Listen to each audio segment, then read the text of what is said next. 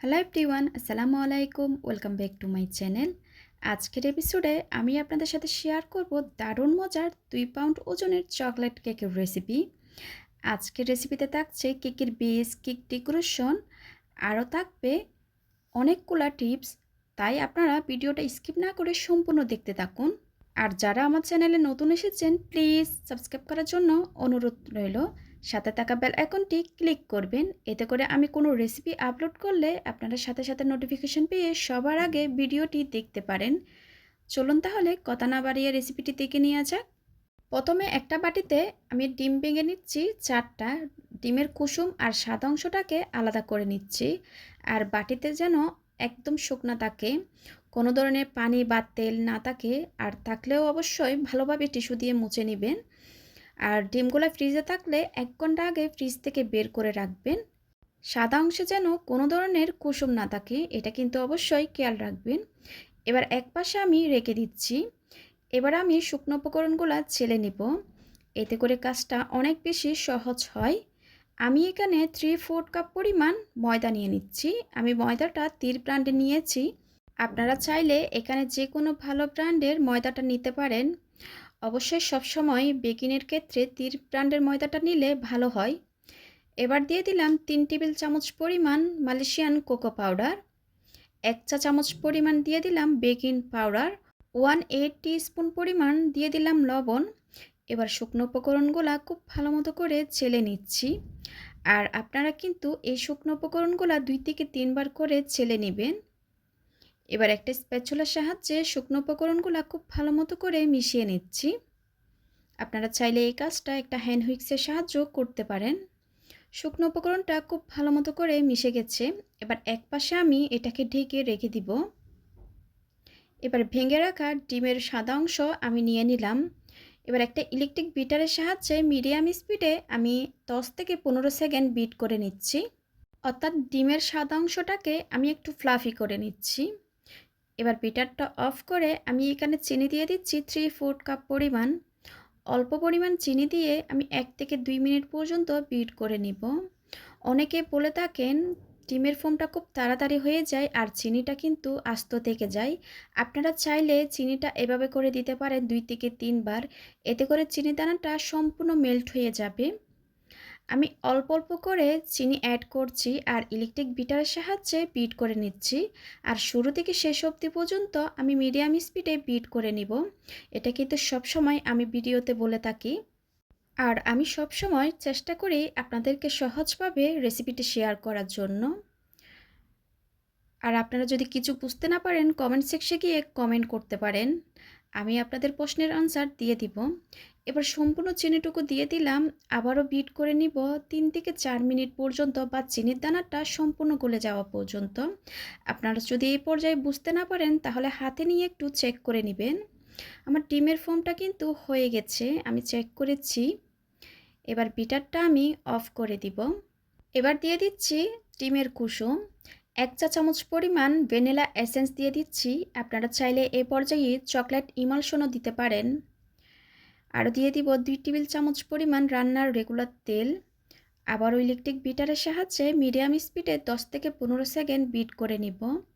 এই পর্যায়ে কিন্তু অতিরিক্ত বিট করা যাবে না, অতিরিক্ত বিট করলে ডিমের ফোমটা বসে যাবে। বিট করা হয়ে গেছে, বিটারটা আমি সরিয়ে নিচ্ছি। এবার দিয়ে নিব শুকনো উপকরণগুলো। আমি শুকনো উপকরণগুলো আরেকবার ছেলে দিয়ে দিব। অল্প পরিমাণ শুকনো উপকরণ ছেলে নিয়ে আমি একটা হ্যান্ড হুইক্সের সাহায্যে শুকনো উপকরণগুলো আলতো হাতে ফুল করে করে মিশিয়ে নিচ্ছি। এই পর্যায়ে কিন্তু তাড়াহুড়া করা যাবে না। আর শুকনো উপকরণগুলো মেশানোর সময় কিন্তু একদিক থেকে ঘুরিয়ে ঘুরিয়ে মিশাতে হবে, যেরকম আপনারা স্ক্রিনে দেখতে পাচ্ছেন। আপনারা যদি এই শুকনো উপকরণগুলো ডিমের ফোমের সাথে মেশানোর সময় উল্টাপাল্টা করে মিশান তাহলে কিন্তু ডিমের ফোমটা বসে যাবে। আর অনেক সময় হয় কি কেকটা বেক হওয়ার পর ঠান্ডা হয়ে গেলে কেকটা বসে যায়। অনেকে বলে থাকেন কেকটা চুপসে যায় কেন, এটা কিন্তু একটা কারণ। আপনাদের সাথে কথা বলতে বলতে আমি দ্বিতীয় ধাপে শুকনো উপকরণটা অ্যাড করে নিয়েছি। এবার আমি আবারও শুকনো উপকরণটা মিশিয়ে নিচ্ছি। আর এই শুকনো উপকরণগুলো আমি 2 থেকে 3 বার করে মিশাচ্ছি। আপনারা মেশানোর কাজটা একটা স্প্যাচুলার সাহায্যে মিশিয়ে নিতে পারেন। আমি খুব আলতো হাতে ফোল্ড করে করে মিশিয়ে নিয়েছি। আগে থেকে ওভেনটা আমি 160 ডিগ্রিতে প্রিহিট করে নিয়েছি 10 মিনিটের জন্য।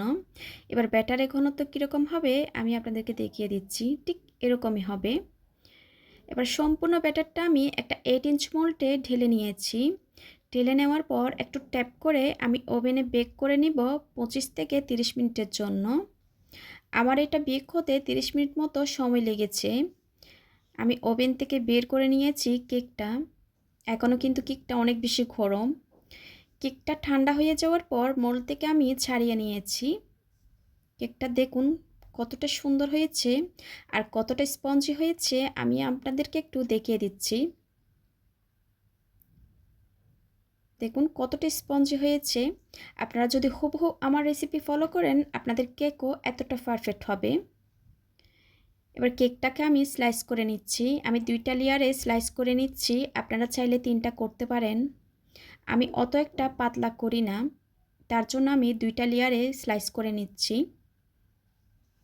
যারা আমার চ্যানেলে নতুন এসেছেন প্লিজ সাবস্ক্রাইব করার জন্য অনুরোধ রইল।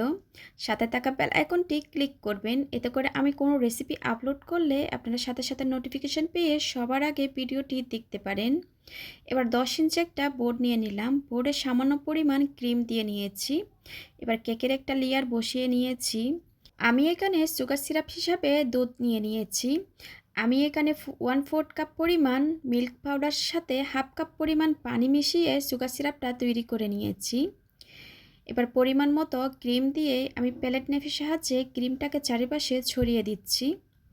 ক্রিমটা আপনারা কম বেশি করে নিতে পারেন, এটা অবশ্যই ডিপেন্ড করে আপনাদের টেস্ট অনুযায়ী। কেকটা একটা স্পেশাল মানুষের জন্য বানানো হচ্ছে, তার জন্য আমি এখানে দুধটা নিয়েছি আর বেশি পরিমাণ মিল্ক পাউডার দিয়ে সুগার সিরাপটা তৈরি করে নিয়েছিলাম। এবার কেকের দ্বিতীয় লেয়ারটা বসিয়ে দিচ্ছি। আমি এটা কাট করি নাই, আমার এই পর্যায়ে ভুল হয়ে গেছিল, আমি চকলেট গানাশটা দিতে ভুলে গিয়েছিলাম। আবার কেকটা তুলে নিয়ে আমি চকলেট গানাশ দিয়ে দিব। এখানে আমি চকলেট গানাশটা তৈরি করেছিলাম। 100 গ্রাম চকলেট নিয়েছি আর 50 গ্রাম হুইপিং ক্রিম নিয়ে মেল্ট করে নিয়েছিলাম। আর চকলেট গানাশটা কিন্তু ঠান্ডা করে নিতে হবে, গরম থাকা অবস্থায় কিন্তু কেকের উপর দেওয়া যাবে না। এবার প্যালেট নাইফের সাহায্যে চারিপাশে আমি ছড়িয়ে দিয়েছি। আবারও কেকের দ্বিতীয় লেয়ারটা বসিয়ে দিচ্ছি। দ্বিতীয় লেয়ারও বেশ পরিমাণ আমি চকলেট গানাশ দিয়ে দিব, এতে করে কেকটা অনেক বেশি টেস্টি হয়ে থাকে। এবার প্যালেট নাইফের সাহায্যে উপরেও আমি চারিপাশে ছড়িয়ে দিচ্ছি। এবার কেকটাকে আমি খুব ভালো মতো করে ক্রাম কোটিং করে নেব। অল্প পরিমাণ ক্রিম দিয়ে আমি কেকটাকে কভার করে নিচ্ছি। আমি কিন্তু সব সময় কেকটা একটু ক্রাম কোটিং করে ফ্রিজে রেখে দিই কেকটা সেট হওয়ার জন্য। এতে করে পরবর্তী যখন ক্রিম দিবেন কেকের ফিনিশিংটা খুব সুন্দর আসবে আর উপরে ক্রামগুলো উঠে আসবে না। ক্রাম কোটিং হয়ে গেছে, ফ্রিজে রেখে দিয়েছিলাম আধা ঘন্টার জন্য। আধা ঘন্টা পর কেকটাকে আমি ফ্রিজ থেকে বের করে নিয়েছি। এই পর্যায়ে আমি খুব ভালো মতো করে ক্রিম দিয়ে নিচ্ছি। এই পর্যায়ে আমি কিন্তু মোটা করে ক্রিমটা দিব। কেকের চারিপাশে খুব ভালো মতো করে ক্রিমটা দিয়ে নিচ্ছি।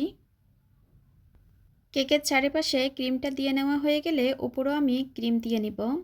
প্যালেট নাইফের সাহায্যে ক্রিমটা আমি চারিপাশে ছড়িয়ে নিচ্ছি। আপনাদের হাতের কাছে যদি প্যালেট নাইফটা না থাকে আপনারা চাইলে এই কাজটা একটা স্কেলের সাহায্যে করতে পারেন। এবার কেকের সাইডে আমি একটু স্মুথ করে নিচ্ছি। আমি একটা স্ক্রাবারের সাহায্যে কেকটাকে স্মুথ একটা ফিনিশিং দিয়ে দিব। আর এই স্মুথ ফিনিশিংটা কিভাবে আনবেন এটা যদি ডিটেলসে একটা ভিডিও দেখতে চান আমার চ্যানেলে কিন্তু দেওয়া আছে, চাইলে আপনারা সেখান থেকে দেখে নিতে পারেন। এই কেকের উপর স্মুথ ফিনিশিংটা কিন্তু একদিনে আসে না, এটা কিন্তু বারবার কাজ করতে হয়। সাইডে স্মুথ ফিনিশিং হয়ে আসলে আমি একটা প্যালেট নাইফের সাহায্যে আবার উপরেও স্মুথ করে নিচ্ছি আর বারবার কিন্তু প্যালেট নাইফটা আমি মুছে নিচ্ছি। স্মুথ ফিনিশিংটা হয়ে আসলে আমি ফ্রিজে রেখে দিব 2 থেকে 3 ঘন্টার জন্য। কেকটা আমি ফ্রিজে রেখে ঠান্ডা করে নিয়েছি। এ পর্যায়ে দিয়ে নিচ্ছি চকলেট গানাশ। এবার প্যালেট নাইফের সাহায্যে চারিপাশে আমি চকলেট গানাশটা ছড়িয়ে দিচ্ছি।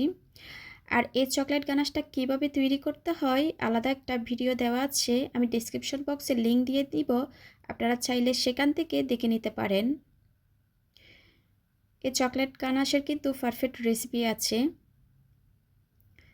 এবার চকলেট গানাশটা দিয়ে নেওয়ার পর আমি আবারও ফ্রিজে রেখে দিয়েছিলাম আধা ঘন্টার জন্য চকলেট গানাশটা সেট হওয়ার জন্য। আপনারা যদি সাথে সাথে কাজ করেন তাহলে কিন্তু চকলেট গানাশটা ক্রিমের সাথে উঠে আসবে আর ফ্লাওয়ারগুলো দিতে পারবেন না। এবার একটা টুটি নজলের সাহায্যে আমি এই ফ্লাওয়ারগুলো দিয়ে নিলাম। ডেকোরেশনটা কিন্তু আপনারা আপনাদের পছন্দ অনুযায়ী করে নিতে পারেন। এবার কেকের উপর কিছু টপার দিয়ে দিব। আর এই টপারের রেসিপিও আমার চ্যানেলে দেওয়া আছে, চাইলে আপনারা দেখে নিতে পারেন। অফ ক্যামেরায় আমি গোল্ডেন ডাস্ট কালার করে নিব, কেকটা যেন দেখতে আরও বেশি সুন্দর লাগে। এই চকলেট কেকে কিন্তু আমি কিছু ছোট ছোট টিপস দিয়েছিলাম, আপনারা সেগুলো ফলো করবেন, ইনশাল্লাহ আপনাদের কেকও একদম পারফেক্ট হবে। আশা করি আজকের রেসিপিটা আপনাদের ভালো লেগেছে। ভালো লাগলে প্লিজ একটা লাইক দিবেন। আজকের মতো বিদায় নিচ্ছি, সবাই খুব ভালো থাকবেন, সবাই সবার জন্য দোয়া করবেন। আল্লাহ হাফেজ।